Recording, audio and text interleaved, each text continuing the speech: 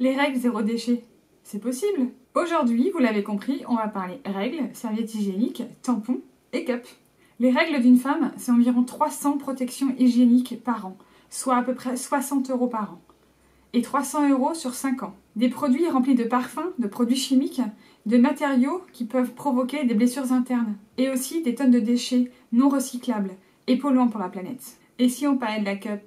La coupe menstruelle, ou la cup, ça existe depuis 80 ans. Ça a une durée de vie de 5 ans minimum, voire 10 ans selon les marques. Et surtout, ça coûte entre 15 et 30 €. En moyenne, c'est 15 fois moins cher que les protections hygiéniques jetables. Et là, vous vous demandez quels sont les avantages. C'est du silicone médical, il n'y a pas de déchets, pas de risque d'allergie, ou très faible, pas d'odeur non plus, le sang est simplement recueilli dans la cup. La cup, elle est compatible avec toutes les activités sportives, et aussi avec les stérilés. La majorité des femmes ont besoin de vider leur cup 2 fois par jour, une fois le matin, une fois dans la soirée, même avec des flux abondants. Comment bien choisir sa cup? Il existe 2 tailles de cup, la plus grande et la plus petite. En général, la plus petite est adaptée aux femmes de moins de 30 ans ou qui n'ont pas eu d'enfants.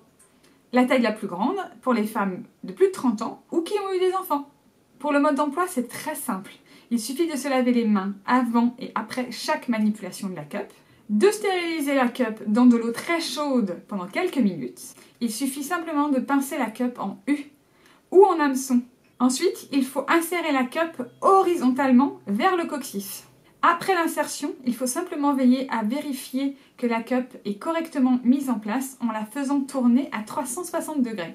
La cup doit tourner facilement, ce qui garantit qu'elle est complètement ouverte et qu'elle est placée horizontalement en direction du coccyx. Pour la retirer, il suffit simplement de tirer délicatement sur la tige et pincer la cup pour annuler l'effet ventouse pendant que vous la retirez. La cup doit être vidée, lavée et replacée au minimum 2 fois par jour. Et là, tu vas me demander quels sont les inconvénients. Moi, je pense que ce ne sont pas des inconvénients. Il faut simplement être vraiment très à l'aise avec son corps. Il ne faut pas non plus avoir peur du contact avec son propre sang. Il faut quelques jours, voire quelques cycles, pour être vraiment à l'aise avec la cup. Oui, moi, ça m'a demandé 1 an pour faire la transition. Chacun son rythme. Et si tu as quelques doutes et que tu as peur d'avoir des fuites, je te conseille de mettre un protège-slip. Lavable, bien sûr. Alors, convaincu ?